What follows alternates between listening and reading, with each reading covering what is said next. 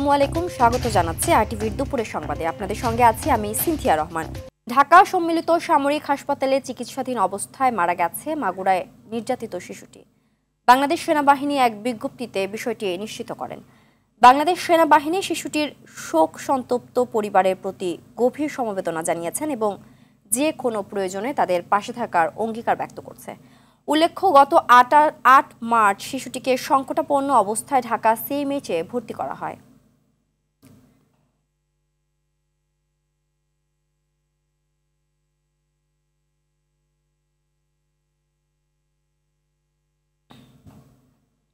এদিকে চাঁদপুর শহরের নতুন বাজার এলাকায় চকলেটের প্রলোভন দেখিয়ে ৯ বছরের এক মেয়ে শিশুকে অপহরণের সময় মোহাম্মদ কামাল ব্যাপারী নামে একজনকে আটক করেছে স্থানীয় জনতা। গতকাল সন্ধ্যায় তথ্যটি নিশ্চিত করেন চাঁদপুর সদর মডেল থানার ওসি মোহাম্মদ বাহার মিয়া। প্রত্যক্ষদর্শীরা জানায়, কামাল নামের ওই ব্যক্তি অসৎ উদ্দেশ্যে শিশুটিকে হাজী মহসিন রোড এলাকায় একা পেয়ে গতিরোধ করে। তাকে চকলেটের প্রলোভন দেখিয়ে টেনে নিয়ে যাওয়ার সময় শিশুটি ভয়ে কান্না শুরু করলে স্থানীয়রা এগিয়ে আসে। পরে অপহরণকারী কামাল দৌড়ে পালাতে চাইলে তাকে গণধোলাই দিয়ে পুলিশে সোপর্দ করে স্থানীয়রা।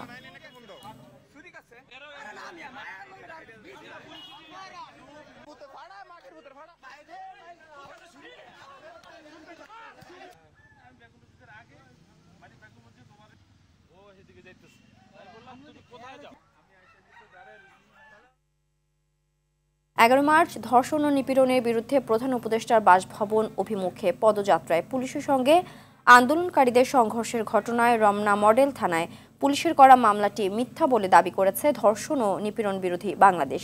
সকালে কেন্দ্রীয় শহীদ মিনারে এক সংবাদ সম্মেলনে এ দাবি জানায় ধর্ষণ ও নিপীড়ন বিরোধী বাংলাদেশের আন্দোলনকারীরা। পুলিশ ক্ষমতার অপব্যবহার করে গণহারে এই মামলা করেছে বলেও অভিযোগ করেন তারা।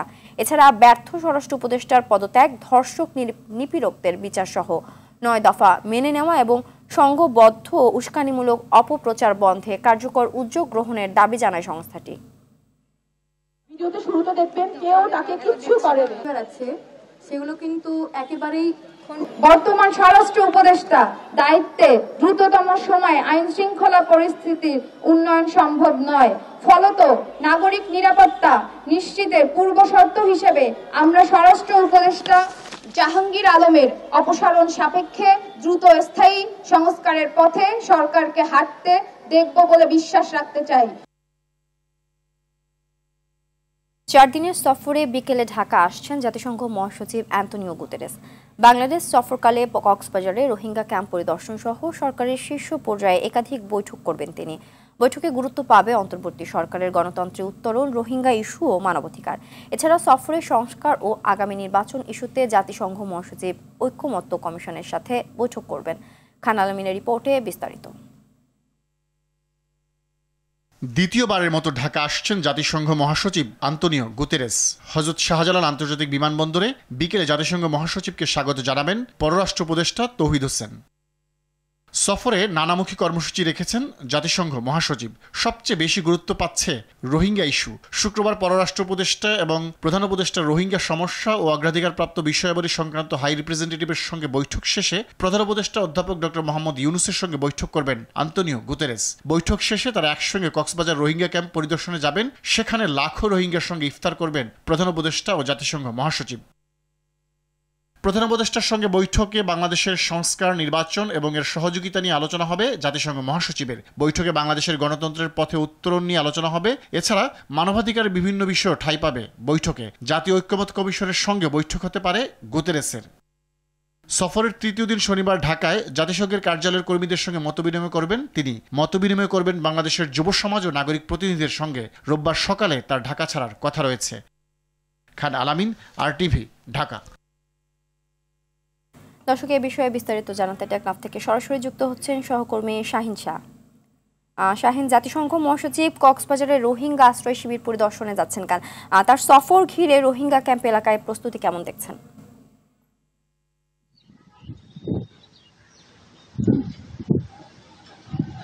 সেন্টিয়া, আপনি ইতিমধ্যে অবগত রয়েছেন জাতিসংঘ মহাসচিব অ্যান্তোনিও গুতেরেস 2018 সালের পর আবারও 7 দিনের সফরে আজকে বাংলাদেশে আসছেন। এর প্রেক্ষিতে তার দ্বিতীয় দিন সফর হিসেবে থাকছেন কক্সবাজারের রোহিঙ্গা শরণার্থী শিবিরে। এর প্রেক্ষিতে যে কক্সবাজারের যে আইন শৃঙ্খলা রক্ষাকারী বাহিনী রয়েছে, ইতিমধ্যে একাধিক স্তরের নিরাপত্তা জোরদার করা হয়েছে এবং গতকাল থেকে এখানে আইন শৃঙ্খলা বাহিনীর বিভিন্ন পদাঙ্গন এখানে রোহিঙ্গা ক্যাম্পে কাজ করছেন এবং আইন শৃঙ্খলা নিরাপত্তা জোরদারের বিষয়ে কিন্তু খুব কড়াকড়ি করছেন। এর প্রেক্ষিতে এনএসএর মহাপরিচালক কিন্তু গতকাল রোহিঙ্গা ক্যাম্প পরিদর্শন করছেন। রোহিঙ্গা ক্যাম্পের এই আইন শৃঙ্খলা রক্ষার বিষয়ে তদারকি করছেন বাংলাদেশ সেনাবাহিনী। ইতিমধ্যে আপনি অবগত রয়েছেন সিনথিয়া, তার সাথে কিন্তু অন্তর্বর্তী সরকারের প্রধান উপদেষ্টা ডক্টর মোহাম্মদ ইউনূসও থাকবেন। 7টার দিকে তিনি কিন্তু রোহিঙ্গা ক্যাম্পে পৌঁছাবেন বলে আমরা বিভিন্নভাবে নিশ্চিত হয়েছি। তবে যে জাতিসংঘ প্রধান অ্যান্টনিও গুতেরেস কিন্তু তিনি সকাল নাগাদ কক্সবাজারে পৌঁছাবেন। বিমান যুগে পৌঁছানোর পর কিন্তু হেলিকপ্টার যুগে রোহিঙ্গা ক্যাম্প পরিদর্শন করবেন। সেখানে যে রোহিঙ্গা কমিউনিটি রয়েছে, রোহিঙ্গা নেতারা রয়েছে, তাদের সাথে কথা বলছেন। পাশাপাশি বাংলাদেশের যে স্থানীয় জনগোষ্ঠী রয়েছে যারা রোহিঙ্গা সেবা নিয়োজিত রয়েছে তাদের সাথেও বৈঠক করবেন যে অ্যান্টনিও গুতেরেস। পাশাপাশি তিনি লক্ষাধিক রোহিঙ্গার সাথে ইফতার করবেন। এখানকার যে রোহিঙ্গা নেতারা আমাকে সকাল থেকে যে বিষয়টি আমাকে বলেছেন, তারা বলছেন যে তাদের যে প্রত্যাবাসনের বিষয়টি আবারও তারা জাতিসংঘ মহাসচিবের কাছে উপস্থাপন করবেন। তিনি জানিয়েছেন 2017 সালের পর থেকে একটি রোহিঙ্গাও সেখানে প্রত্যাবাসন করতে পারেনি। তাদের জন্য এটি কিন্তু খুবই দুঃখজনক। সেই হিসাবে তারা আবারও জাতিসংঘ প্রধানকে তাদের অপিনিয়ন, তাদের যে অভিব্যক্তি সেটি কিন্তু তারা প্রকাশ করে তাদের যে দ্রুত প্রত্যাবাসন করা হয় সেই বিষয়টি তারা জানাবেন। পাশাপাশি এখানকার আপনি জানেন যে প্রধান উপদেষ্টার সাথে পররাষ্ট্র এবং বিভিন্ন অধিদপ্তরের প্রধানগণ কিন্তু তারা থাকবেন। এই সিনথিয়া, এই হচ্ছে কক্সবাজারের সর্বশেষ। ধন্যবাদ। সচিবালয় ও প্রধান উপদেষ্টার সরকারি বাসভবন যমুনা, হোটেল ইন্টারকন্টিনেন্টাল মোড়, শাহবাগ মোড়, কাকরাইল মোড় ও মিন্টু রোড এলাকায় পরবর্তী নির্দেশ না দেওয়া পর্যন্ত যে কোনো প্রকার সভা সমাবেশ, গণজমায়েত, মিছিল ও শোভাযাত্রা নিষিদ্ধ করেছে ঢাকা মেট্রোপলিটন পুলিশ। সকালে পুলিশ হেডকোয়ার্টারের দেয়া গণবিজ্ঞপ্তিতে বিষয়টি জানানো হয়। ঢাকা মেট্রোপলিটন পুলিশের অর্ডিন্যান্স 29 ধারায় অর্পিত ক্ষমতা বলে এ নির্দেশনা দেওয়া হয়।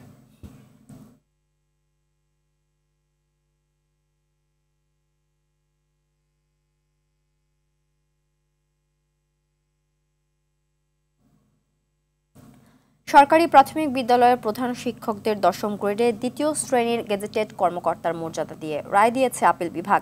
ফলে দেশে 30,000 শিক্ষকের সুবিধা পাবে বলে জানিয়েছেন আইনজীবীরা। সকালে প্রধান বিচারপতি সৈয়দ রেফাত আহমেদের নেতৃত্বাধীন আপিল বেঞ্চ এ আদেশ দেয়। এর আগে হাইকোর্ট 2019 সালের 25 ফেব্রুয়ারি সরকারি প্রাথমিক বিদ্যালয়ের প্রধান শিক্ষকদের বেতন স্কেল 10ম গ্রেড করা সহ গেজেটেড পদমর্যাদা দেওয়ার নির্দেশ দেয়।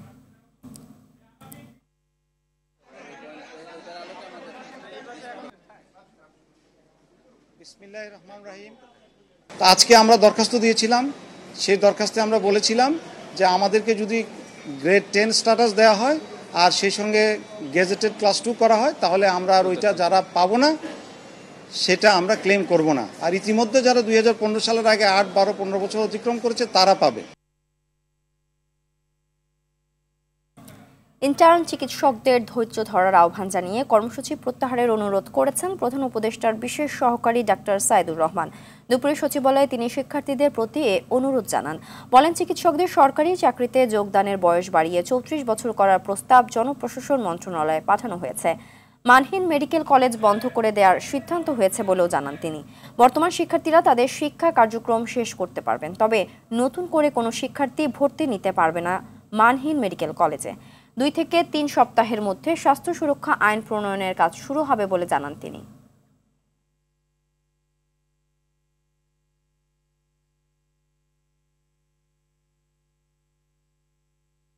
সবচেয়ে গুরুত্বপূর্ণ একটি ব্যাপার, গত 26 বছর যাবৎ স্বাস্থ্য খাতে আপনারা হয়তো অনেকেই পরিচিত যে সেক্টর ওয়াইড প্ল্যান নামে একটি আসলে অপারেশনাল প্ল্যান ভিত্তিক একটি ব্যবস্থাপনায় বাংলাদেশের স্বাস্থ্য কাঠামো চলছিল। জাতীয় পরিচয়পত্র এনআইডি সেবা নিজেদের অধীনে রাখতে স্ট্যান্ড ফর এনআইডি কর্মসূচির অংশ হিসেবে মানববন্ধন করেছেন নির্বাচন কমিশনের কর্মকর্তা কর্মচারীরা। পূর্ব ঘোষণা অনুযায়ী আজ আগারগাঁওয়ের নির্বাচন ভবনের সামনে বেলা 11টা থেকে মানববন্ধন কর্মসূচি শুরু করেন তারা। এ সময় তারা বলেন, এনআইডি রাজনৈতিক হাতিয়ার নয়, এটি ইসির অধিকার। ইসির অধীনে এনআইডি জনগণের নিরাপত্তার গ্যারান্টি বলেও দাবি জানান তারা। এদিকে আইডিয়া 2 প্রকল্পের সব কর্মকর্তা ও কর্মচারীরা তাদের এই কর্মসূচিতে একাত্মতা প্রকাশ করে মানববন্ধনে অংশ নিয়েছেন।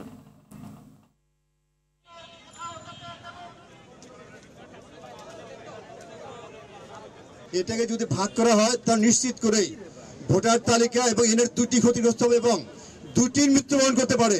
নির্বাচন কমিশন একটা সাংবিধানিক প্রতিষ্ঠান, ভোটার তালিকা রক্ষণাবেক্ষণ প্রস্তুত সবকিছু তার দায়িত্ব, সেটারই অংশ হলো এনআইডি। কোথাও যদি কোনো সিকিউরিটি প্রশ্ন থাকে আমরা সেটা সমাধান করতে পারি, সরকার সেই বিষয়ে উদ্যোগ নিতে পারেন। আমরা বলতে চাই, নিরাপত্তার প্রশ্নে নির্বাচন কমিশন আপোষহীন।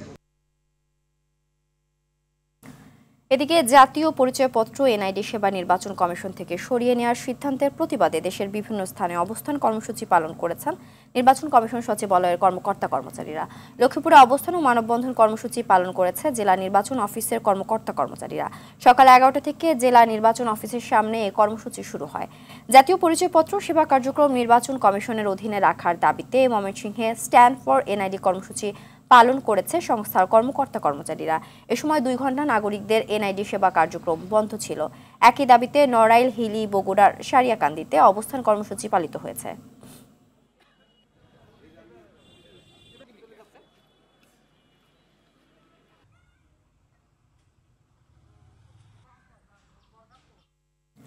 দুর্নীতি দমন কমিশনের কথা বলছেন দুদক পরিচালক। আমরা সরাসরি চলে যাচ্ছি সেখানে। বাংলাদেশ পেট্রোলিয়াম এন্ড লুব্রিকেন্টস এবং জনাব মেহের আফরোজ চুমকি, তার বিরুদ্ধে দণ্ডবিধি 109 এবং দুর্নীতি দমন কমিশন আইন 2004 সংশ্লিষ্ট ধারায় আরও একটি মামলা রুজুর সিদ্ধান্ত গৃহীত হয়েছে।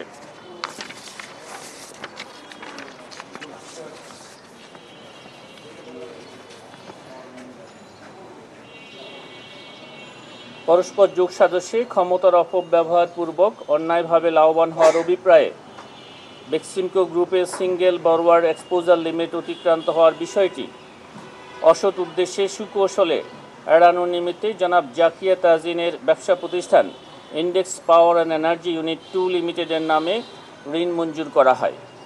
মঞ্জুরিপত্রের শর্তাবলী লঙ্ঘন করে ব্রিটিশ ভার্জিন আইল্যান্ডের নাম সর্বস্ব কাগজি প্রতিষ্ঠানের নিকট থেকে 98,82,000 US ডলারের বিনিময়ে index power and energy unit 2 এর জন্য ড্রয়িং অ্যান্ড ডিজাইন নিয়ে আসার জন্য এলসি খোলা হয়। ড্রয়িং ডিজাইনের বদলে কাগজ নিয়ে এসে 76,39,00,000 টাকা বিদেশে পাচারপূর্বক মানি লন্ডারিং সংক্রান্ত অভিযোগ প্রমাণিত হয়েছে। উক্ত এলসির টাকা ফোর্স লোন ক্রিয়েট করে ইতোমধ্যে 8 বছর পার হয়ে গেলেও ব্যাংকের বকেয়া 33,64,32,000 টাকা পরিশোধ না করে আত্মসাতের অপরাধ অনুসন্ধানকালে প্রমাণিত হওয়ায় জনাব জাকিয়া তাজিন, সাবেক managing director Index power and energy limited, Gulshan, Dhaka, জনাব Ahmed Sayan Fazlur Rahman, managing director Beximco LGP limited, জনাব আহমেদ শাহরিয়ার রহমান এবং জনাব সালমান ফজলুর রহমান, সাবেক চেয়ারম্যান আইএফএসসি ব্যাংক সহ ন্যাশনাল ব্যাংক লিমিটেডের বিভিন্ন পর্যায়ের মোট 11 জন কর্মকর্তার বিরুদ্ধে দণ্ডবিধির সংশ্লিষ্ট ধারায় এবং মানি লন্ডারিং প্রতিরোধ আইন 2012 এবং দুর্নীতি প্রতিরোধ আইন 1947-এর সংশ্লিষ্ট ধারায় আরও একটি মামলা রুজুর সিদ্ধান্ত গৃহীত হয়েছে। দুর্নীতি দমন কমিশন থেকে ব্রিফিংয়ের অংশবিশেষ দেখছিলাম। লিবিয়া থেকে 176 জন বাংলাদেশি নাগরিককে দেশে ফেরানো হয়েছে। অবৈধভাবে লিবিয়া গিয়ে আটক, বিপদগ্রস্ত ও পাচারের শিকার হয়েছিলেন তারা। দেশে ফিরে জানান, মধ্যযুগীয় কায়দায় নির্যাতন সহ্য করে মৃত্যু থেকে বেঁচে ফিরেছেন তারা। লিবিয়ায় বিভিন্ন ডিটেনশন সেন্টারে আটকে থাকা বাকি বাংলাদেশিদের দ্রুত ফিরিয়ে আনা ও দালালদের দৃষ্টান্তমূলক শাস্তির দাবিও জানান তারা। মাহিন আরাফাতকে সাথে নিয়ে আরও জানাচ্ছেন বিপুল দেবরায়। লিবিয়ার বাংলাদেশ দূতাবাস ধারাবাহিক ও সমন্বিত প্রচেষ্টায় 176 জন বাংলাদেশি নাগরিককে আন্তর্জাতিক অভিবাসন সংস্থা IOM এর সহযোগিতায় দেশে পাঠিয়েছে। বৃহস্পতিবার সকাল বুরাক এয়ারের একটি ফ্লাইটে তারা দেশে পৌঁছান। এদের মধ্যে 160 জন ত্রিপোলির তাজুরা ডিটেনশন সেন্টারে আটক ছিলেন এবং অবশিষ্ট 70 জন বিপদগ্রস্ত অবস্থা থেকে স্বেচ্ছায় দেশে ফিরেছেন। এ সময় কান্নায় ভেঙে পড়েন তারা। তবে এই কান্না যেন আনন্দের। পরিবারকে ফিরে পেয়ে আবেগ আপ্লুত হয়ে যান কেউ কেউ। 20 লাখ টাকা দাবি করছে, 15 লাখ টাকা দিছি, 4-5 মাস 15 লাখ টাকা দিছি। এরপরে মনে করেন যে আর 5 লাখ দিতে পারি, দেবো আবার বিক্রি করে দিচ্ছে আরেক জায়গায়। আল্লাহর কাছে দোয়া করি যেন বাংলাদেশের কোনো মানুষ আর লিবিয়ার বুকে না যায়। আমি গেছি 6 মাস 9 দিন, 5 মাস 9 দিন জেল খেট গেছি ভাই। 4 মাসের ভিতরে 2 বেলা ভাত খাইতে পাই নাই, বাদ দেয় নাই জেলে, খালি পিড়ায়, খালি মারে। ডিটেনশন সেন্টারে থাকা বেশিরভাগই দালালের মাধ্যমে ইতালি পাড়ি জমানোর জন্য দেশ ছেড়েছিলেন বলে জানান ভুক্তভোগীরা। বাইরে বাড়ালে মাফিয়ারা ধরে নিয়ে যায়, মারে, মারধর করে, অতিরিক্ত 20 লাখ 30 লাখ করে টাকা নেয়। না দিলে কিছু লোকে মারিয়ে দেয়, কিছু লোকে বাসা রাখে। ডিটেনশন সেন্টারে ছিলাম, এয়ারপোর্ট থেকে ওইখান থেকে বাইর করছে, টাকা দিয়ে বাইর করার পর দিয়া পাসপোর্ট জমা দিয়ে আইএমএ মাধ্যমে তারপরে বাংলাদেশে আসছে। দালালদের বিচার চেয়ে লিবিয়ায় আটকে থাকা আরও বাংলাদেশিদের ফিরিয়ে আনার আহ্বান জানিয়েছেন প্রত্যাবাসী ও তাদের স্বজনরা। বিপুল দেবরাই, RTV, ঢাকা। চট্টগ্রাম কক্সবাজার মহাসড়কের দোহাজারীতে পূরবী পরিবহনের একটি বাসের ধাক্কায় 2 স্কুল শিক্ষার্থী সহ 3 জন নিহত হয়েছে। গুরুতর আহত হয়েছে 1 জন। নিহত 2 শিক্ষার্থী ভাই বোন। সকালে চট্টগ্রামমুখী পূরবী পরিবহনের বাসটি ব্যাটারি চালিত একটি অটোরিকশাকে পেছন থেকে ধাক্কা দেয়। এতে ঘটনাস্থলে 1 স্কুল শিক্ষার্থী ও রিকশা চালক মারা যান। এ সময় অপর শিক্ষার্থীকে হাসপাতালে নেওয়ার পথে মৃত্যু হয় তার। পুলিশ জানায় সকালে কোচিংয়ে যাওয়ার পথে দুর্ঘটনা ঘটে। নিহত 2 ভাই বোন হলেন ওয়াকার উদ্দিন আদিল ও উম্মে হাবিবা রিজভী। তারা দোহাজারী জামিজুরি এলাকায় বাসিন্দা জসিম উদ্দিনের সন্তান। পিলখানার বিস্ফোরক দ্রব্য নিয়ন্ত্রণ আইনের মামলায় সাক্ষ্য গ্রহণ এবং আসামিদের জামিন আবেদনের বিষয়ে আদেশ দেওয়া হতে পারে আজ। কেরানীগঞ্জের কেন্দ্রীয় কারাগারে অস্থায়ী বিশেষ আদালতে এ বিষয়ে শুনানি চলছে। আদালতে সাক্ষ্য দিচ্ছেন অবসরপ্রাপ্ত মেজর আবু সাইদ খান। এরপর তাকে জেরা করবে আসামি পক্ষের আইনজীবীরা। পিলখানা হত্যাকাণ্ড মামলায় 834 আসামির মধ্যে এখন পর্যন্ত জামিন পেয়েছে প্রায় 250 জন। এই মামলায় 1344 জন আসামির মধ্যে এ পর্যন্ত 286 জনের সাক্ষ্য নেওয়া হয়েছে। আসামিদের স্বজনদের অভিযোগ, হত্যা মামলায় সাজার মেয়াদ শেষ হলেও বিস্ফোরক মামলার বিচার কাজ বিলম্বিত করে আসামিদের কারাগারে আটক রাখা হয়েছে। ন্যাশনাল লাইফ ইন্স্যুরেন্স আন্তর্জাতিক সংবাদ। পাকিস্তানের বেলুচিস্তান প্রদেশে সশস্ত্র বিদ্রোহীরা 440-এর বেশি যাত্রী বহনকারী একটি ট্রেন ছিনতাইয়ের পর সেনাবাহিনী অভিযান চালিয়ে 336 জনেরও বেশি জিম্মিকে মুক্ত করার দাবি করেছে। সেনাবাহিনীর মুখপাত্র বলেন, অভিযানে 33 জন হামলাকারী নিহত হয়েছে। অভিযান শুরুর আগে বালুচ লিবারেশন আর্মির হাতে 21 জন সাধারণ যাত্রী এবং 4 সেনা সদস্য নিহত হয়েছে। তবে বিবিসি এই পরিসংখ্যান যাচাই করে দেখতে পারেনি। সেনাবাহিনী বর্তমানে ওই এলাকায় তল্লাশি অভিযান অব্যাহত রেখেছে যাতে আর কোনো হুমকি না থাকে।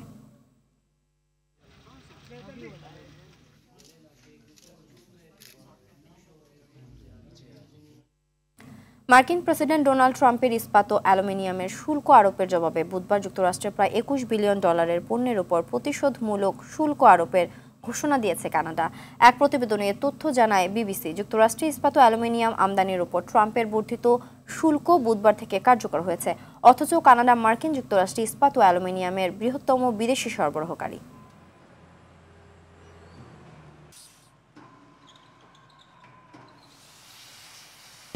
দুপুরের সংবাদ এ পর্যন্ত। জেলা সংবাদ বিকেল 4:45টায় দেখার আমন্ত্রণ রইল। ধন্যবাদ সবাইকে।